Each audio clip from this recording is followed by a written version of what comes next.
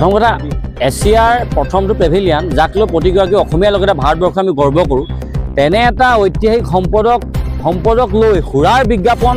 প্ৰস্তুত কৰিবৰ কাৰণে ইমান দুঃসাহস ক'ত পালে আচলতে আমি এই সুৰা কোম্পানীটোলৈ প্ৰশ্ন উত্থাপন কৰিছোঁ এইটো কোনো কাৰণতে প্ৰতিজন অসমীয়া সহজভাৱে মানি ল'ব পৰা বিষয় নহয় যিটো সময়ত আমি শিৱসাগৰবাসী ৰাইজে শিৱসাগৰখনৰ বিশ্ব ঐতিহ্যৰ ক্ষেত্ৰত স্বীকৃতি পোৱাৰ কাৰণে স্থান পোৱাৰ আশা প্ৰকাশ কৰিছোঁ তেনে সময়তে এই ঐতিহাসিক সম্পদটো সুৰাৰ বিজ্ঞাপনৰ লগত তুলনা কৰিবলৈ ইমান সাহস কেনেকৈ পালে আমি অতি আচৰিত হৈছোঁ গতিকে এই গোটেই কোম্পানীটোৰ ওপৰত আমি কৈছোঁ যে অনতিপলমে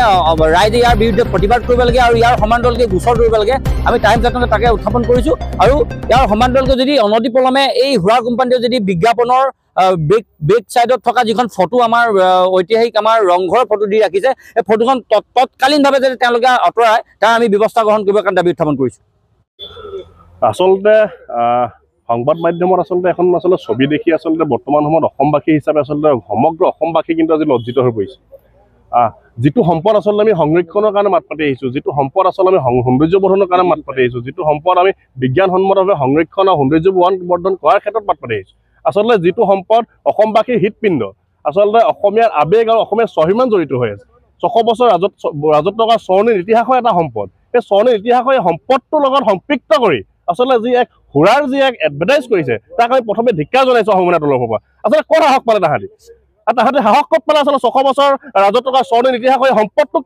তেওঁলোকৰ সেই মদৰ এডভাৰটাইজৰ লগত তেওঁলোকে সংযোগ কৰিবলৈ সাহস ক'ত পালে ইয়াৰ এটা প্ৰশ্ন আছে গতিকে আমাৰ কথা হ'ল কি এইখিনি এনেধৰণৰ কাৰ্য আমি কোনো কাৰণতে গ্ৰহণ নকৰিম কাৰণ অসমীয়া আৱেগ অসমীয়াৰ স্বাভিমান জড়িত হৈ থকা প্ৰতিজন অসমীয়া স্বাভিমান জড়িত হৈ থকা ৰংপুৰৰ হৃদপিণ্ড আচলতে এই ৰংঘৰটোক লৈ আচলতে